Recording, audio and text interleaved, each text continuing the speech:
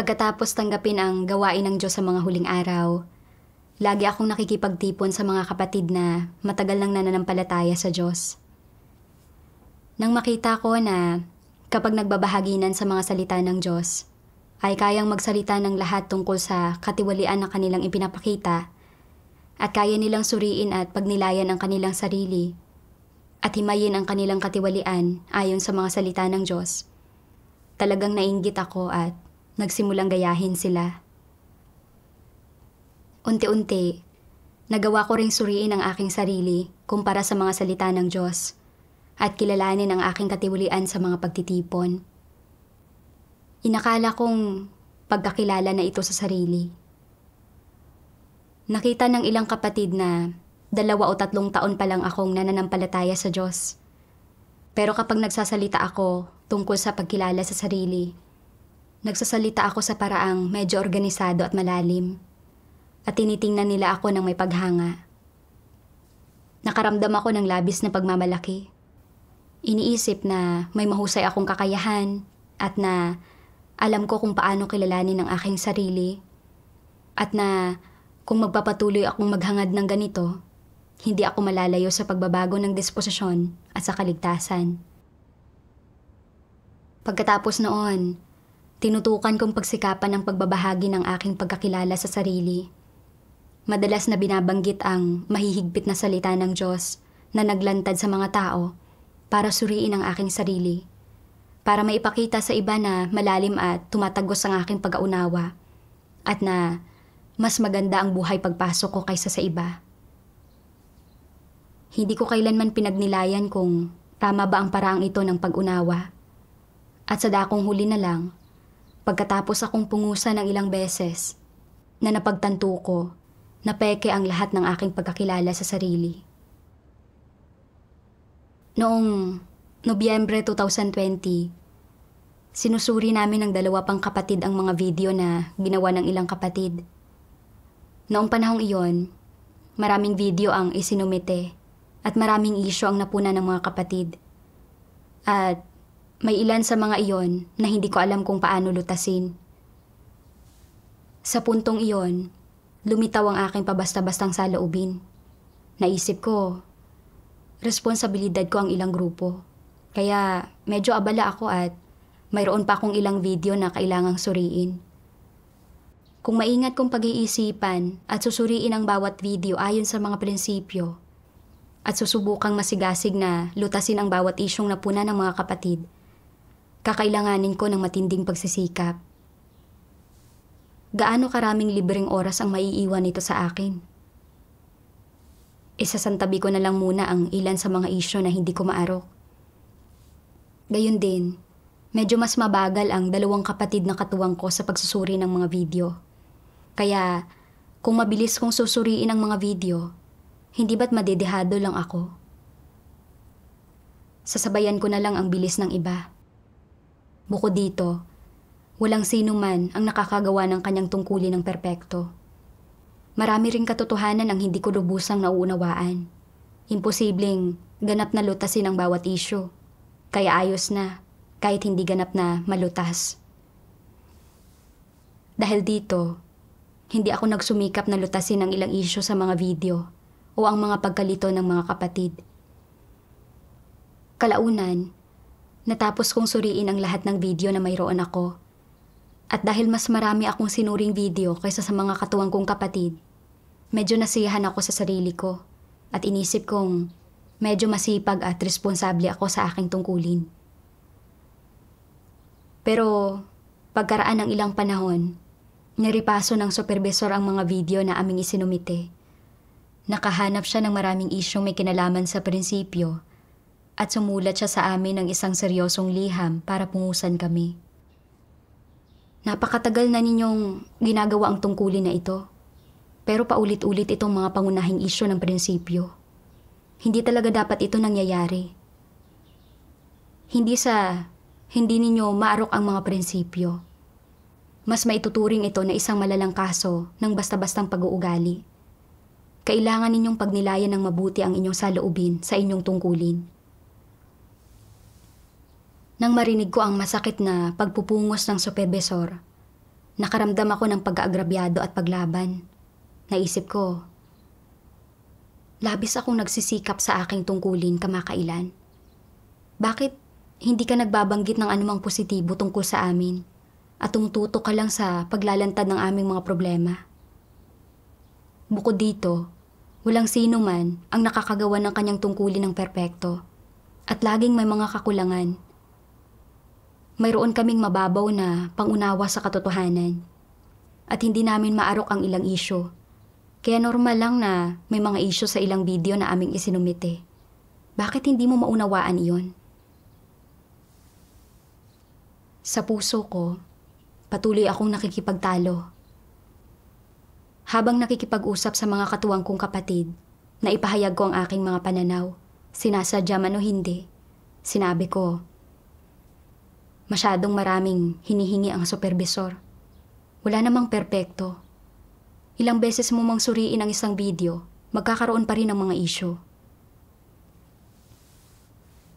Kalaunan, nang makita ko ang dalawang kapatid na nagsusulat tungkol sa kanilang pagninilay at kaalaman, napagtanto ko na naging ganap akong mapanlaban at ginusto kong makipagtalo noong pinungusan ako at na hinding-hindi ito pagkakilala sa sarili. Nanggaling sa Diyos ang pagpupungos na ito at kailangan ko itong tanggapin. Kailangan kong magnilay at kilalanin ang aking sarili. Kaya, naghanap ako ng mga nauugnay na salita ng Diyos para tugunan ang aking pabasta-bastang kalagayan sa aking tungkulin. At pinag-isipan ko ng mabuti kung paano ako makakapagsulat ng mas malalim tungkol sa aking pagninilay sa sarili.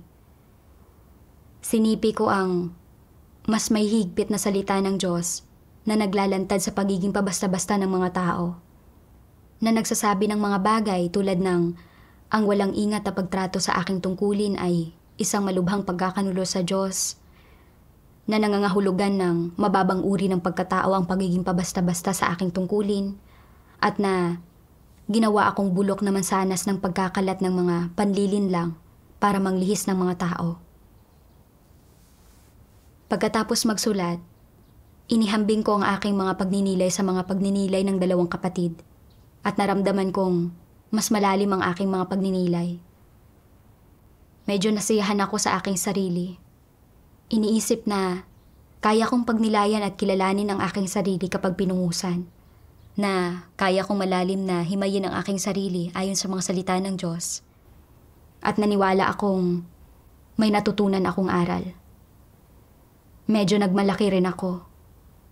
Iniisip na pagkatapos basahin ang aking mga pagninilay, siguradong mararamdaman ng supervisor na bilang leader ng pangkat, mas malalim ang pangunawa ko kaysa sa mga katuwang kong kapatid, at mas maganda ang aking buhay pagpasok kaysa sa kanila. Dagdag pa, nagsulat ako ng napaka-negatibo tungkol sa aking sarili. Kaya, wala nang masyadong masasabi ang supervisor sa pagkakataong ito. Pero laking gulat ko. Pagkaraan ng ilang araw, nakatanggap ako ng isa pang liham mula sa supervisor. Lalong mas masakit ang liham na ito kaysa sa nauna. Direktang inihahayag na mababaw ang aking pagninilay at pagkakilala sa sarili, na hindi ko talaga kilala ang aking sarili, at na inilihis ng aking mga nakalilinlang na pananaw ang mga kapatid, at idinulot sa lahat na mapabayaan ang pagkakilala sa kanilang sarili. Sinabi rin nito na malubha ang mga kinahinatnan nito, at na kinailangan kong magnilay pa. Nahirapan akong tanggapin ang masasakit na salitang ito ng paglalantad. Inisip kong, paanong hindi ko pa talaga kilala ang aking sarili? Humuhugot ako sa mga salita ng Diyos para pagnilayan at himayin ang aking katiwalian. At mas malalim ang aking pangunawa kaysa sa pangunawa ng mga katuwang kong kapatid. Hindi ba tunay na pagkakilala sa sarili ito? Kung hindi kilala ng mga kapatid ang sarili nila, paanong nalihis ko sila? Kaswal lang naman akong nagsasalita, paano ko sila nililihis? Sa loob ng ilang araw, nakaramdam ako ng paglaban at labis na pag-aagrabyado. Naniniwalang pinupuntiri ako ng supervisor at sinusubukan niya akong pahirapan. Lubusan akong tumutok sa kanya at hindi ko maayos na pinagnilayan o kinilala ang aking sarili. Lalong nagdilim at nanlumo ang puso ko. Hindi ko mapakalma ang puso ko sa tungkulin ko at hindi mahanap ng mga dasal ko ang Diyos. Napagtanto ko na may mali sa kalagayan ko. Sa puntong ito, naalala ko ang liham na isinulat ko para sa supervisor. Maayos ang pagkakasulat ko sa liham na ito at inamin kong nagkalat ako ng pagkanegatibo at inakay ko ang mga katuwang kong kapatid na kumampi sa akin at hindi masiyahan sa supervisor. At inamin ko rin na ginawa akong bulok na mansanas ng pagkakalat ng mga panlilinlang at ng panlilihis ng mga tao. Pero bakit noong inilantad at pinungusan ako ng supervisor ng ganito, hindi ko ito kayang tanggapin at nakaramdam ako ng labis na paglaban? Hindi ba't ibig sabihin nito ay huwad ang dati kong pagkaunawa? Hindi ito tunay na pagkakilala sa sarili. Napagtanto ko rin na pinilit ko lang ang aking sarili na magsulat ng ilang salita para suriin at kilalanin ang aking sarili, para makapagbigay ako ng magandang impresyon sa supervisor. Hindi ba't huwad at mapanlin lang ang ganitong uri ng pagkakilala sa sarili? Sa puntong ito, unti-unti kong napagtanto na hindi ko talaga tinanggap na mapungusan ako. Na wala talaga akong anumang tunay na pagkakilala sa sarili. At na ang kadiliman at panlulumo na naramdaman ko sa aking puso ay dahil nasusuklam ang Diyos sa ginawa ko at itinatago niya mula sa akin ang kanyang mukha. Lumapit ako sa Diyos at nagdasal. Humihiling sa Kanya na bigyang liwanag ako para makita ko ng malinaw ang mga problemang nakapaloob sa aking sarili. Kalaunan, nabasa ko ang 2 sipi ng mga salita ng Diyos.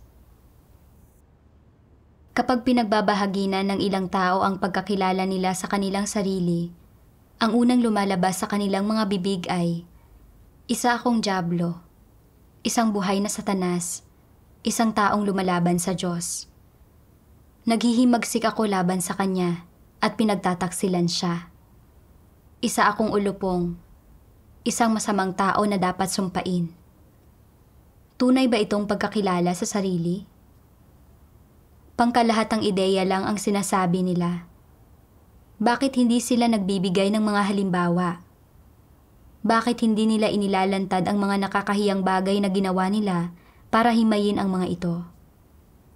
Naririnig sila ng ilang taong hindi marunong kumilatis at iniisip, aba, tunay na pagkakilala iyon sa sarili. Ang makilala ang kanilang sarili bilang isang dyablo, si Satanas, at sumpain pa ang kanilang sarili. Napakataas naman ang naabot nila. Madaling malihis ng ganitong pananalita ang maraming tao, lalo na ang mga bagong mananampalataya. Akala nila, dalisay at may espiritual na pangunawa ang taong nagsasalita, na isa itong taong nagmamahal sa katotohanan at kwalipikadong maging leader. Subalit, sa sandaling makasalamuhan na nila siya ng ilang panahon, nalalaman nilang hindi pala ganoon, na hindi pala gaya ng inisip nila ang taong iyon, kundi ubod ng huwad at mapanlin lang, mahusay sa pagkukunwari at pagpapanggap na talaga namang nakakadismaya. Halimbawa, maaaring alam ng isang tao na siya ay mapanlin lang, na marami siyang mga walang kapararakang pakana at balak, at maaari din niyang mahalata kapag naghahayag ng panlilin lang ang iba. Kaya dapat mong suriin kung tunay niyang pinagsisisihan at iwinawaksi ang kanyang panlilinlang matapos niyang aminin na siya ay mapanlinlang. At kung muli siyang maghayag ng panlilinlang, suriin kung makararamdam ba siya ng pagsisisi at kahihiyan sa paggawa nito, kung taimtim ba siyang nagsisisi. Kung wala siyang kahihiyan, lalo nang walang pagsisisi, ang kanyang kamalayan sa sarili ay pahapyaw at basta-basta lang. Iniraraos lang niya ang mga bagay-bagay. Wala siyang tunay na kamalayan.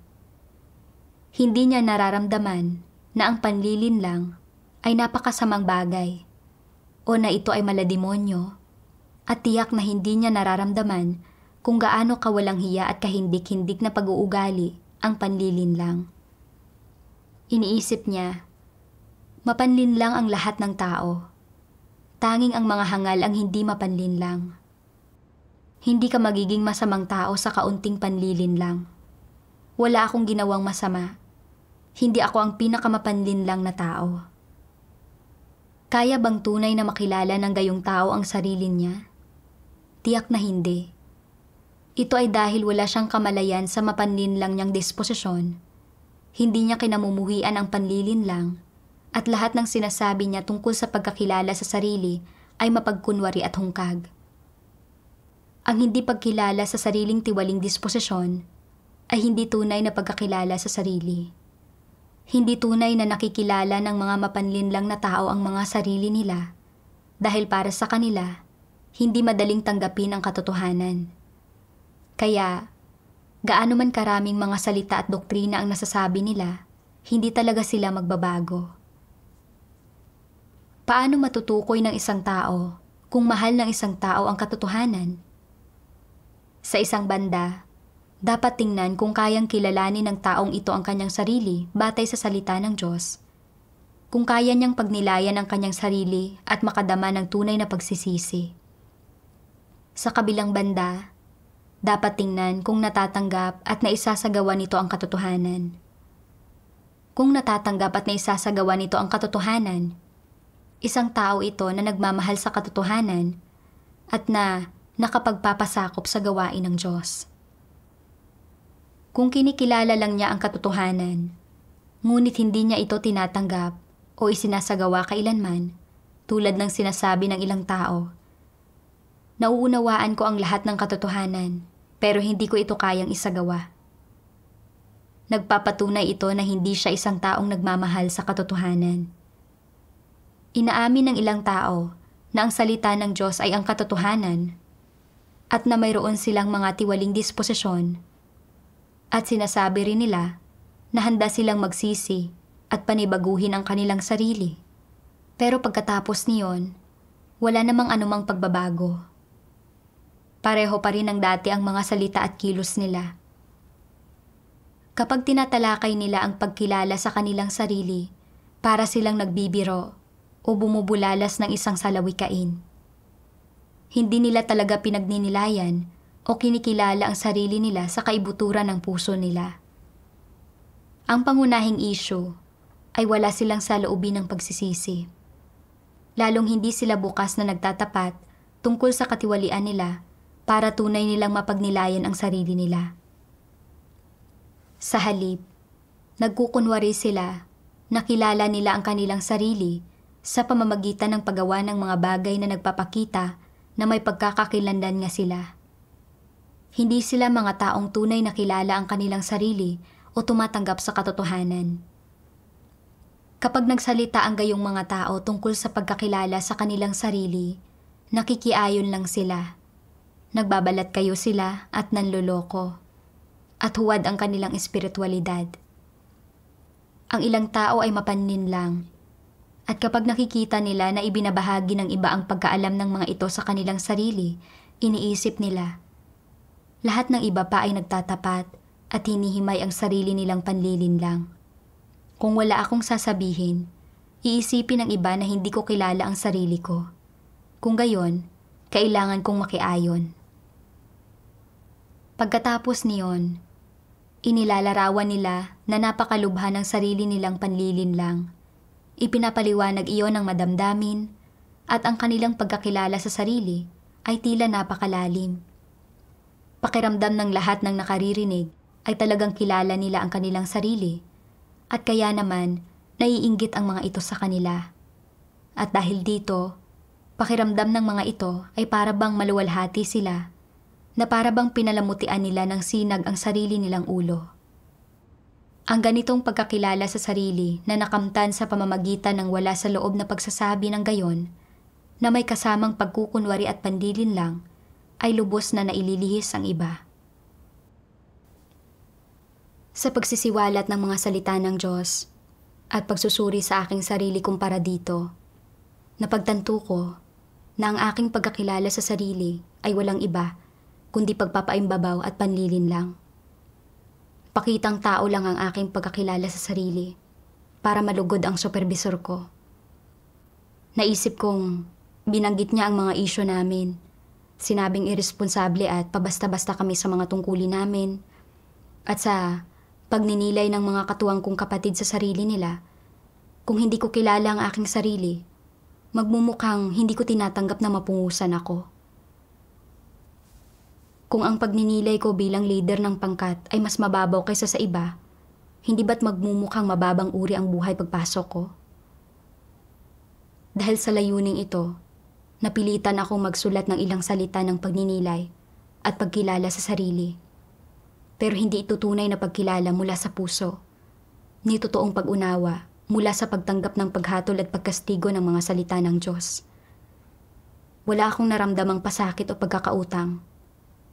Ito ay para lang makita ng iba, na parang bumibigkas lang ako ng mga slogan at paghahambog.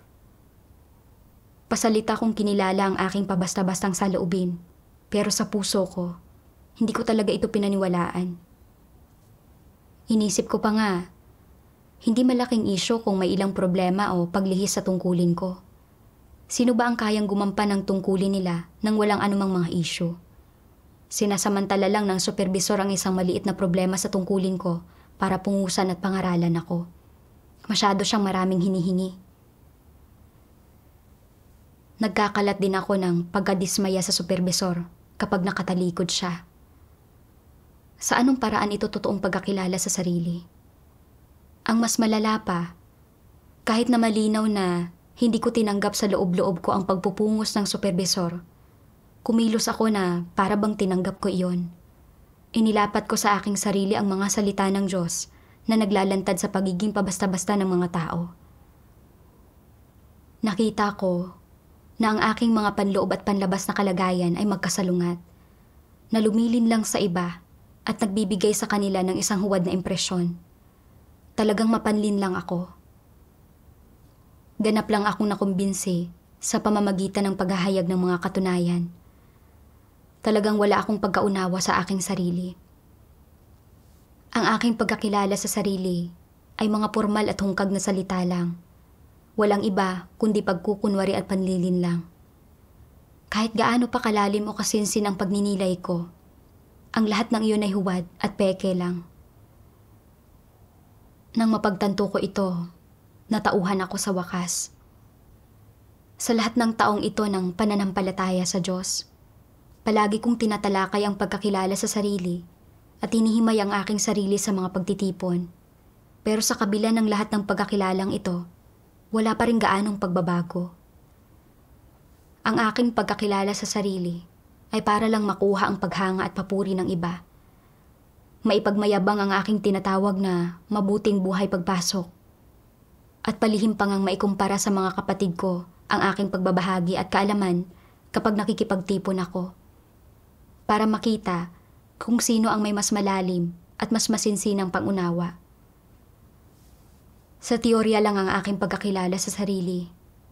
At kahit napuno ako ng mga dakilang slogan at malupit kong inilalantad ang aking sarili, sinasabi pa nga minsan na ako ay isang diablo, isang satanas, at isang antikristo, hindi ito tunay na pagtanggap sa paghatol ng mga salita ng Diyos. At hindi ito galing sa puso.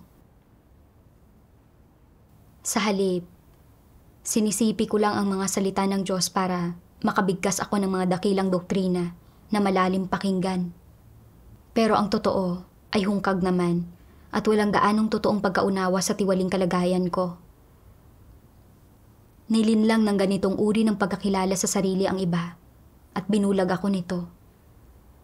Palagi kong inakala na sa pag-amin ko ng katiwalian ko at pagsuri sa aking sarili kumpara sa kung ano ang inilalantad ng mga salita ng Diyos tungkol sa tiwaling diwa ng mga tao, ay talagang kinikilala ko ang aking sarili at hinangaan ko pa nga ang sarili ko dahil dito. Pero ang totoo, hindi ko man lang matanggap ang kahit isang tamang opinyon at kapag pinupungusan, nakikipagtalo ako at sinusubukan kong mga tuwiran. Kung magpapatuloy ako ng ganito, kahit pa manampalataya ako sa Diyos sa buong buhay ko at araw-araw akong magsalita tungkol sa pagkakilala sa sarili, hindi ko pa rin makakamit ang tunay na pagsisisi o pagbabago. At sa huli, mananatiling hindi nagbabago ang satanikong disposisyon ko at tiyak na aabandonahin at ititiwalag ako ng Diyos. Nang mapagtanto ko ito, nakita ko kung gaano talaga ako kahangal at gaano ako nanganganib. Kalaunan, nabasa ko ang isa pang sipi ng mga salita ng Diyos. Labis na bihasa ang ilang antikristo sa pagpapanggap, pandaraya sa mga tao, at pagkukunwari. Kapag nakakatagpo nila ang mga tao na nakauunawa ng katotohanan, nagsisimula silang magsalita tungkol sa kanilang kaalaman sa sarili, at sinasabi ring isang dyablo sila at si Satanas, na masama ang kanilang pagkatao at na nararapat silang isumpa. Ipagpalagay na itatanong mo sa kanila, yamang sinasabi mong isa kang dyablo at Satanas, anong masasamang gawa ang ginawa mo? Sasabihin nilang, wala akong ginawa, ngunit isa akong dyablo, at hindi lang ako dyablo, ako rin si Satanas. Pagkatapos tatanungin mo sila, yamang sinasabi mong isa kang dyablo at Satanas, aling masasamang gawa ng isang dyablo at Satanas ang ginawa mo at paano mo nilabanan ang Diyos? Masasabi mo ba ang katotohanan tungkol sa masasamang bagay na ginawa mo? Sasabihin nilang, wala akong ginawang anumang masama. Pagkatapos ay higit mo pang ididiin at itatanong, kung wala kang ginawang anumang masama, bakit mo sinasabing isa kang dyablo at Satanas? Ano ang sinisikap mong makamit sa pagsasabi nito? Kapag naging seryoso ka sa kanila ng tulad nito, wala silang masasabi.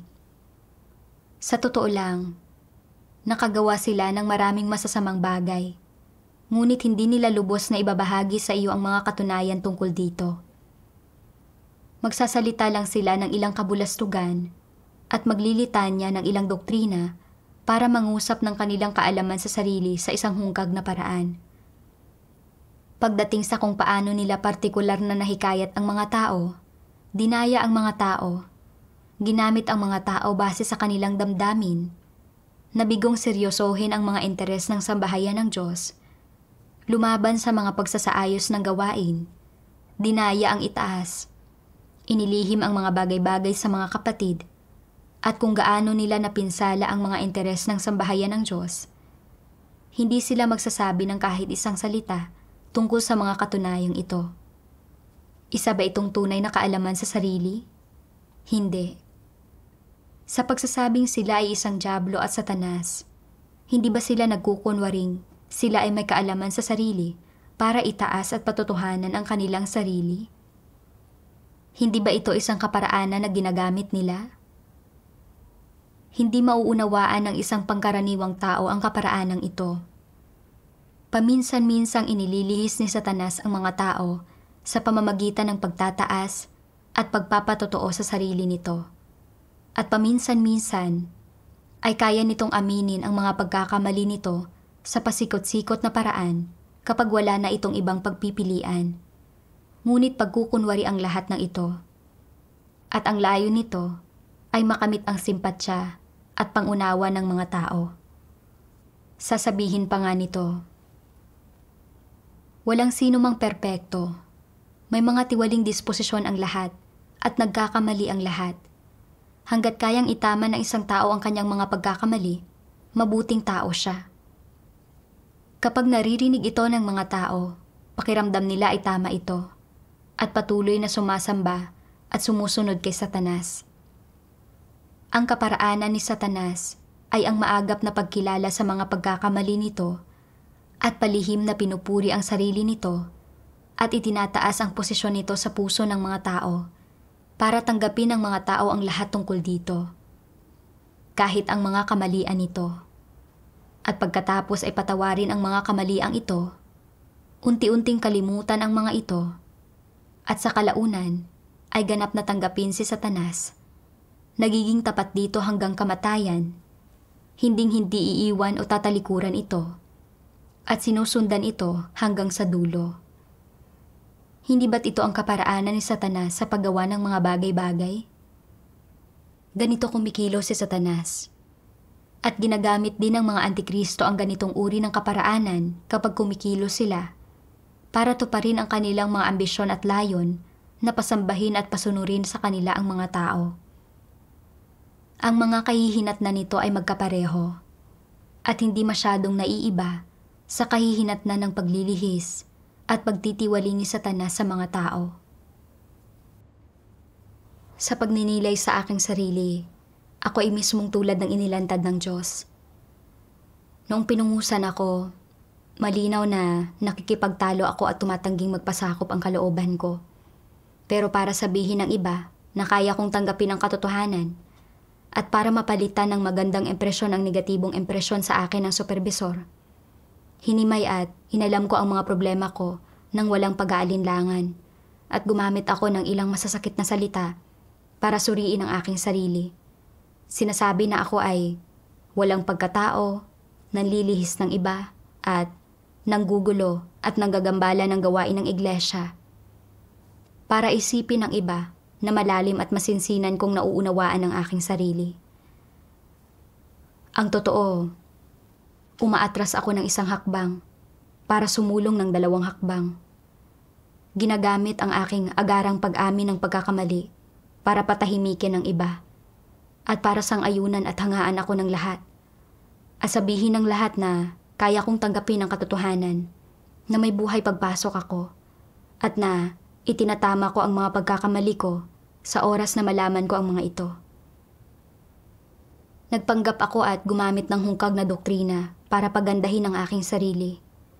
Pero ang totoo, gusto ko lang magpakitang gilas, dakilain ang aking sarili at linlangin ang iba. Nakita ko na ang aking pagkakilala ay maraming itinatagong kahiyahiyang motibo at pakana na naglalayong pagtakpan ng aking sarili, ilihis ang iba at pahangain sila sa akin.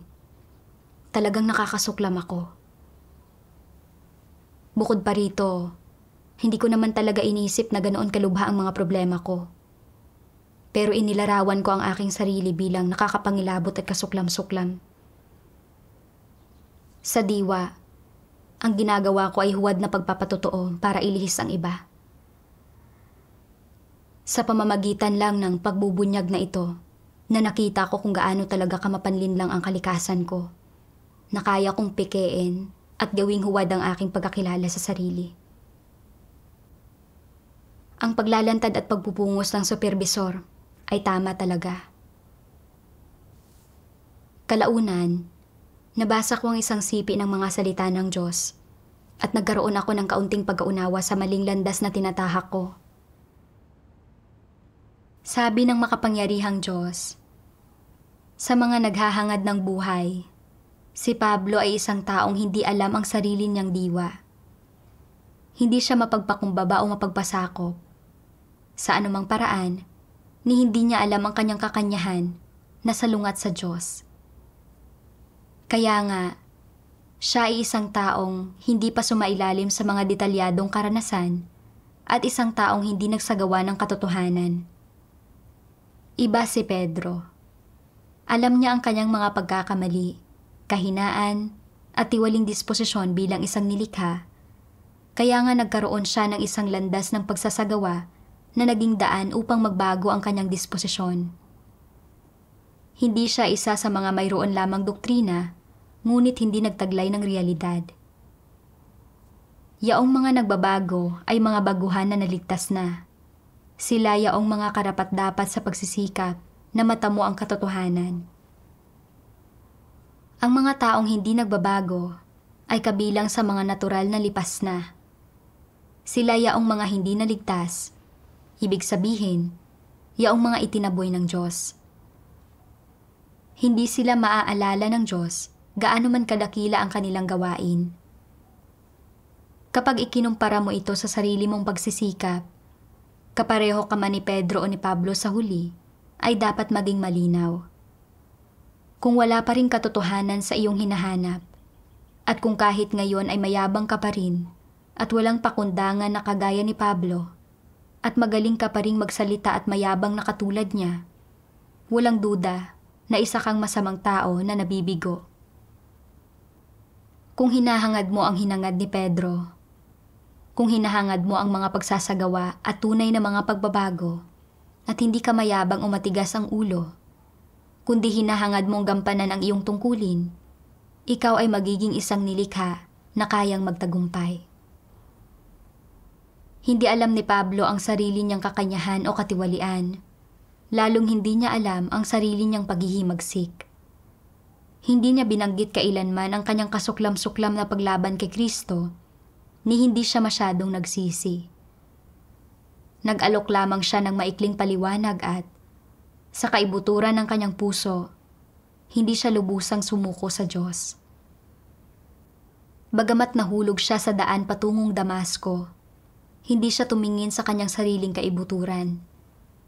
Kontento na siyang patuloy lamang na gumawa at hindi niya itinuring na pinakamahalaga sa mga problema ang kilalanin ang kanyang sarili at baguhin ang kanyang dating disposisyon. Masaya na siya sa pagsasalita lamang ng katotohanan, sa pagtustos sa iba bilang pampalubag sa sarili niyang konsensya, at sa pagtigil sa pag-usig sa mga disipulo ni Jesus upang aliwin ang kanyang sarili at patawarin ang kanyang sarili para sa kanyang nakaraang mga kasalanan. Ang layong kanyang pinagsikapang mata mo ay walang iba, kundi isang korona sa hinaharap at panandali ang gawain. Ang layong kanyang pinagsikapang mata mo ay saganang biyaya. Hindi siya naghangad ng sapat na katotohanan, ni hindi siya naghangad na maunawaan ng mas malalim ang katotohanang hindi niya naunawaan noon. Sa makatwid ay masasabi na ang kanyang kaalaman tungkol sa kanyang sarili ay mali at hindi siya tumanggap ng pagkastigo o paghatol.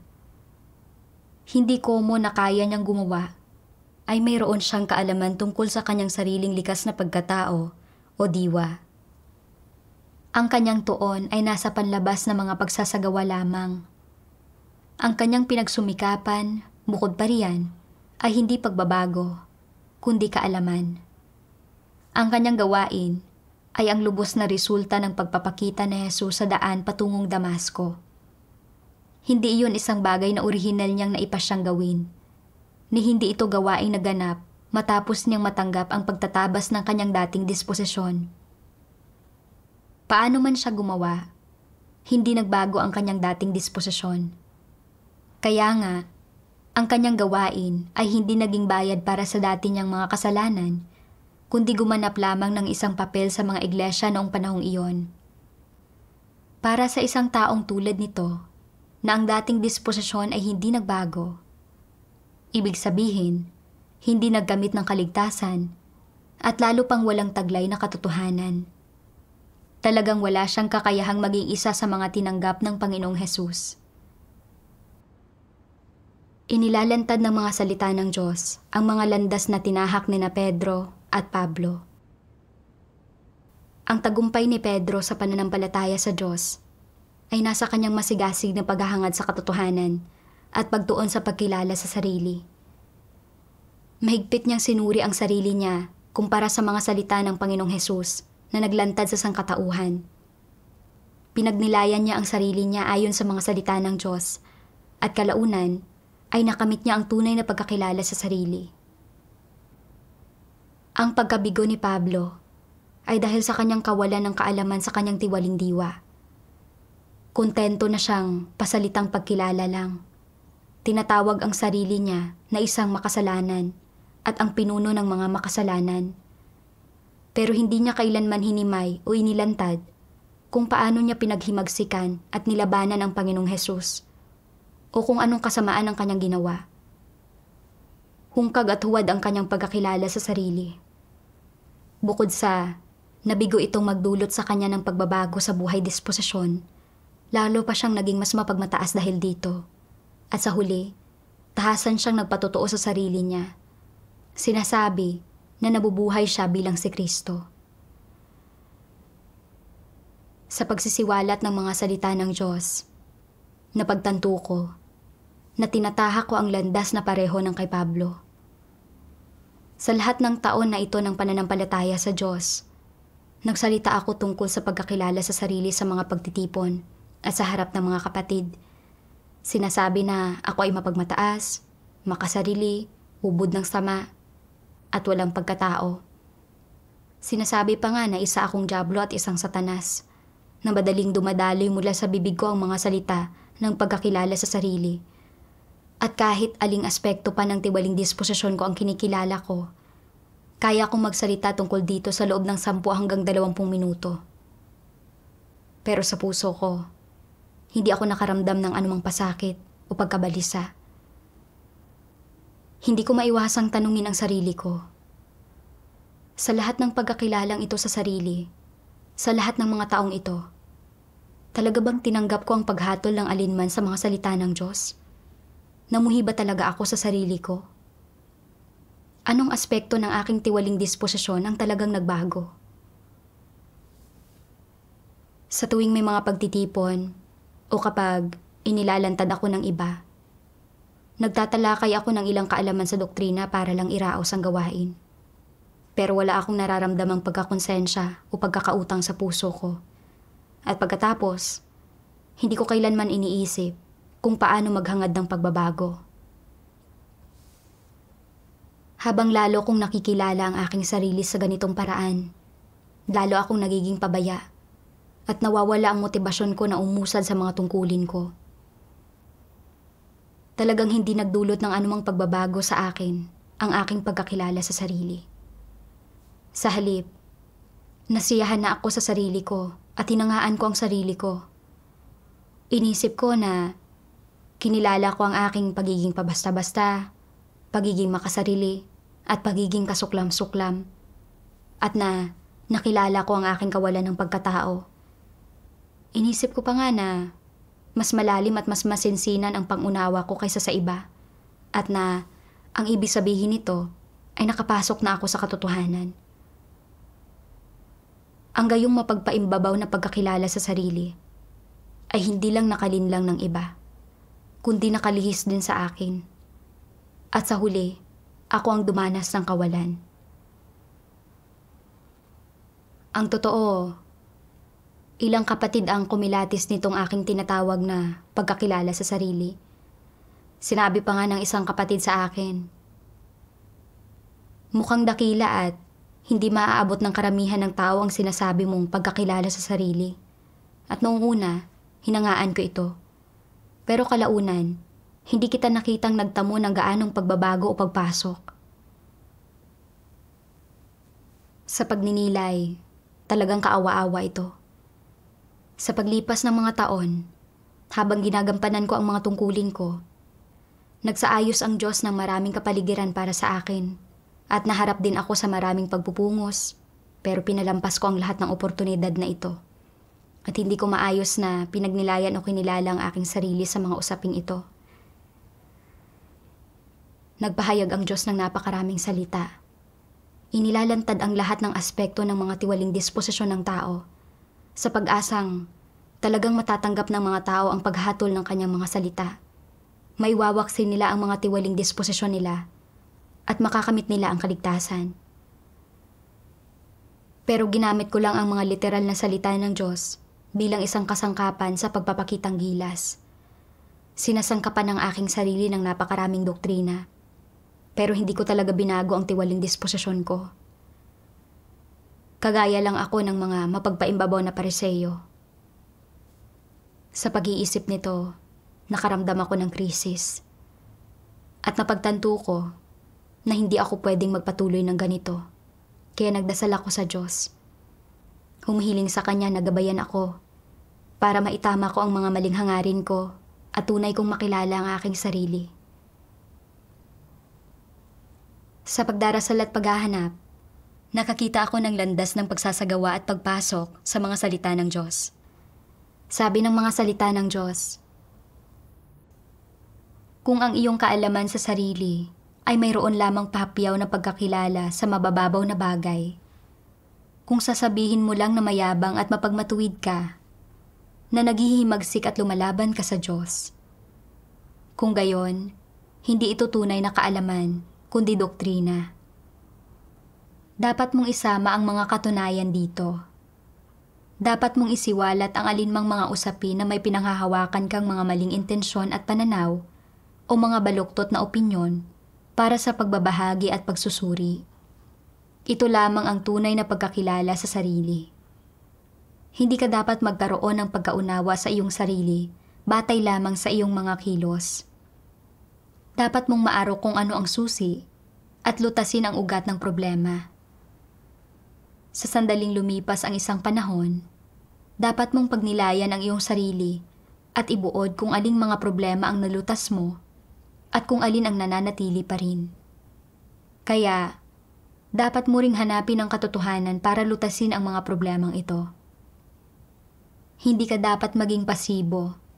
Hindi mo dapat palaging kailangan ng iba na hikayatin o himukin ka na gawin ang mga bagay-bagay o kontrolin ka pa nga. Dapat mayroon kang sariling landas para sa buhay pagpasok. Dapat madalas mong suriin ang iyong sarili para makita kung anong mga bagay na nasabi at nagawa mo ang salungat sa katotohanan, kung alin sa mga intensyon mo ang mali, at anong mga tiwaling disposisyon ang naibunyag mo. Kung palagi kang nagsasagawa at pumapasok sa ganitong paraan, kung mataas ang inihingi mo sa iyong sarili, kung gayon, unti-unti mong mauunawaan ang katotohanan at magkakaroon ng buhay pagpasok. Kapag tunay mong nauunawaan ang katotohanan, makikita mo na isa ka lang talagang hamak na tao. Una, mayroon kang malubhang tiwaling disposisyon. Pangalawa, malaki ang kakulangan mo at hindi mo nauunawaan ang anumang katotohanan. Kung darating ang araw na tunay ka nang magtataglay ng gayong kaalaman sa sarili, hindi ka magiging mapagmataas. At sa maraming usapin, magtataglay ka ng katinuan at makakaya mong magpasakop. Ano ang pangunahing isyu ngayon? Sa pamamagitan ng pagbabahagi at pagsusuri sa diwa ng mga kuro-kuro, naunawaan na ng mga tao ang dahilan kung bakit sila nagkakaroon ng mga kuro-kuro. Nagagawa nilang lutasin ang ilang kuro-kuro, pero hindi ito nangangahulugan na nakikita nila ng malinaw ang diwa ng bawat kuro-kuro. Nangangahulugan lamang ito na mayroon silang kaunting kaalaman sa sarili, pero hindi pa sapat na malalim o malinaw ang kanilang kaalaman. Sa madaling salita, hindi pa rin nila malinaw na nakikita ang kanilang sariling kalikasang diwa, ni hindi nila nakikita kung anong mga tiwaling disposisyon ang nag-ugat sa puso nila. May limitasyon sa kung gaano kalaki ang makakamit na kaalaman ng isang tao sa kanyang sarili sa ganitong paraan. Sinasabi ng ilang tao na, "Alam ko na masyadong mayabang ang disposisyon ko. Hindi ba't nangangahulugan ito na kilala ko ang sarili ko?" Masyadong mababaw ang gayong kaalaman. Hindi nito malulutas ang problema. Kung talagang kilala mo ang iyong sarili, bakit hinahangad mo pa rin ang pansariling pagsulong? Bakit ninanais mo pa rin na magkaroon ng katayuan at maging katangi-tangi? Ibig sabihin, hindi pa napupuksa ang mayabang mong kalikasan. Kaya, dapat magsimula ang pagbabago mula sa mga kaisipan at pananaw mo at sa mga intensyon sa likod ng iyong mga salita at kilos. Matapos magbasa ng mga salita ng Diyos, nagkaroon ako ng kaunting kalinawan tungkol sa landas patungo sa pagkakilala sa sarili. Pinagnilayan at nakilala ko ang aking sarili sa usaping ito. Tinanong ko ang aking sarili, bakit ba napakapabasta-basta ko sa tungkulin ko? Bakit ba ayaw kong tanggapin nung inilantad at pinungusan ako ng supervisor dahil sa aking pagiging irresponsable? Ano bang mga layunin at pananaw ang nagtutulak nito? Sa pagninilay ko, napagtanto ko ito. Sa isang banda, masyado kong isinaalang-alang ang laman ko at gusto ko lang magpakatamad sa tuwing kailangan kong magtiis ng pagdurusa ng laman. Dagdag pa, nagkaroon ako ng kasuklam-suklam na kaisipan na dahil pinaghahatian ng 3 tao ang tungkulin, kung mas marami akong susuriin, Kung mas magsusumikap ako at mas magdurusa ako kaysa sa mga kapatid ko, isa akong hangal at madedehado ako. Tinrato ko ang tungkulin ko na para bang nagtatrabaho ako para sa isang amo.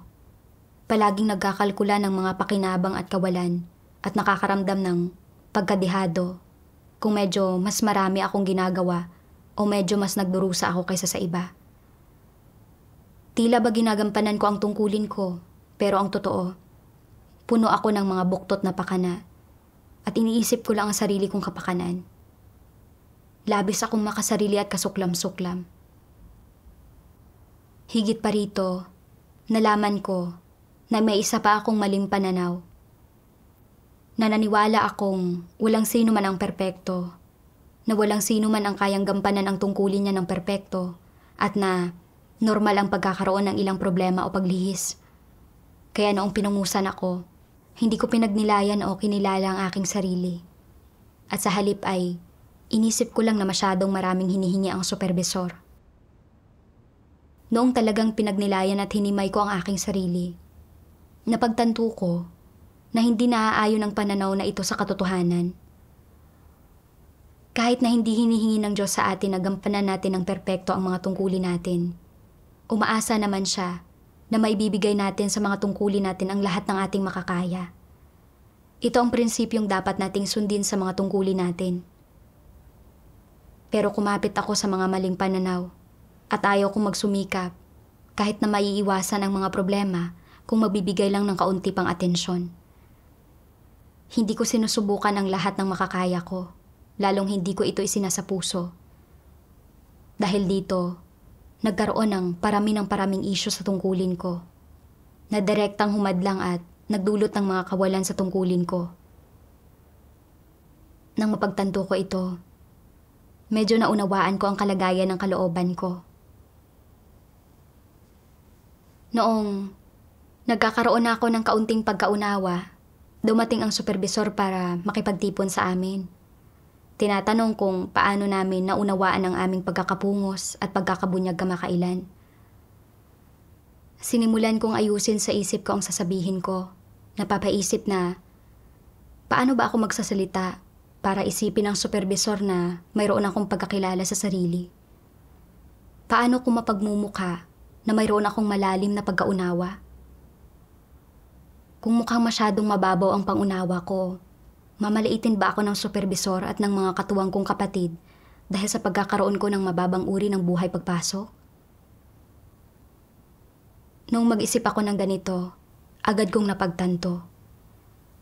Hindi ba't sinusubukan ko pa rin magbalat kayo gamit ang malalalim na doktrina para makamit ang paghanga ng iba?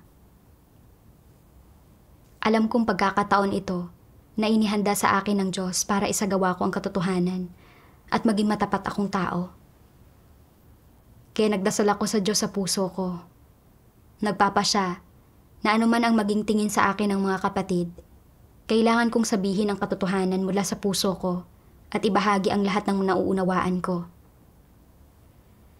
Pagkatapos, ibinahagi ko ang aking pag-uugali na pagandahin ang aking sarili at ilihis ang iba at ang mga layunin sa likod nito.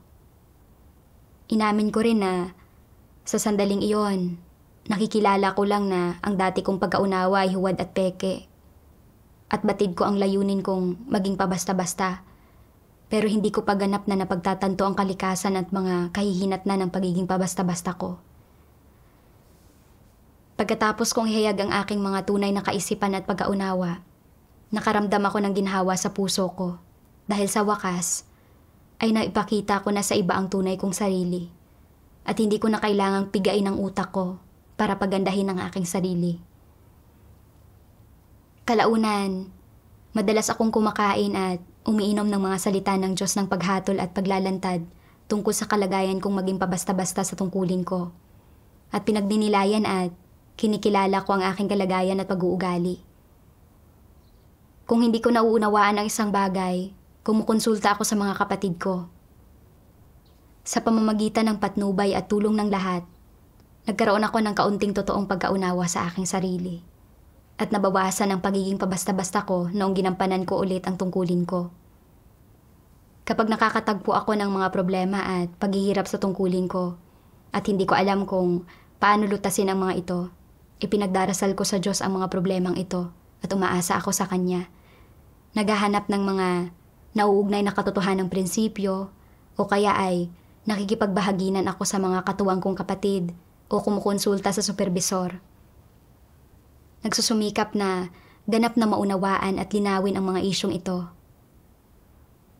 Kahit na ang pagsasagawa sa ganitong paraan ay nangailangan ng mas maraming oras at pagsisikap at nagdulot sa akin na medyo magdusa pa kaysa sa nakasanayan, sa pamamagitan ng paghahanap at pakikipagbahaginan, mas malinaw kong naunawaan ang ilang katotohanan, nalutas agad ang mga problema at unti-unting bumuti ang pagiging epektibo ng gawain. Sa karanasang ito, nakahanap ako ng ilang landas ng pagsasagawa na may kaugnayan sa pagkakilala sa sarili. Napagtanto ko rin na sa pamamagitan lang ng pag-arok sa aking mga kaisipan, layunin at pagpapakita ng katiwalian at pagninilay at pag-unawa sa mga ito ayon sa mga salita ng Diyos, makakamit ko ang kaliwanagan ng banal na Espiritu.